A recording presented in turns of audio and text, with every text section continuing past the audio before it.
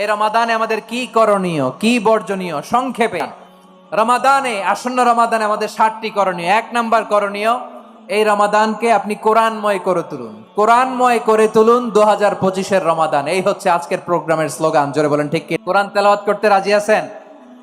আমার প্রিয় ভাইরা, ধীরস্থির ভাবে কোরআন তেলাওয়াত করুন, তাড়াহুড়ো করে নয়। আনাস রাদিয়াল্লাহু তাআলা আনহু বলতেন, রুব্বা কারি লিল কোরআন ওয়াল কোরআন ইয়ালআনহু। কোরআনের অনেক কারি আছে যারা কোরআন পড়ে কিন্তু সওয়াব পায় না, বরং আল্লাহর কোরআন তার বিরুদ্ধে আল্লাহর দরবারে নালিশ করে আর লানত করতে থাকে।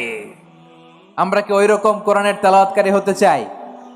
না। ধীরস্থির ভাবে ওয়ারাত্তিলিল কোরআন তারতিলা, তারতিলের সাথে পড়বেন।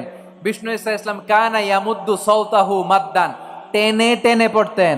আলহামদুলিল্লাহি রাব্বিল আলামিন আর রহমানির রহিম মালিকি ইয়াউমিদ্দিন ইয়্যাকা না'বুদু ওয়া ইয়্যাকা নাস্তাঈন اهدنا الصراط المستقيم صراط الذين أنعمت عليهم غير المغضوب عليهم ولا الضالين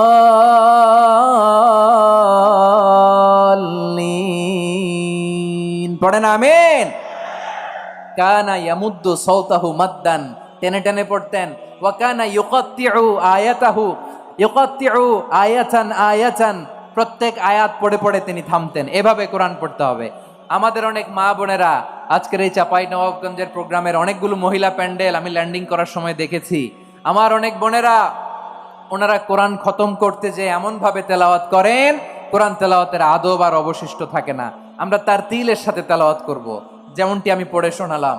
বিষ্ণু ইসলাম প্রতি আয়াত শেষে থামতেন, টেনে টেনে পড়তেন, তার তিলের সাথে পড়তেন, সুর করে পড়তেন। মানলাম ইয়াতাগান্না বিল কোরআন ফালাইসা মিন্না, যে সুর করে কোরআন পড়ে না সে আমার উম্মত হতে পারে।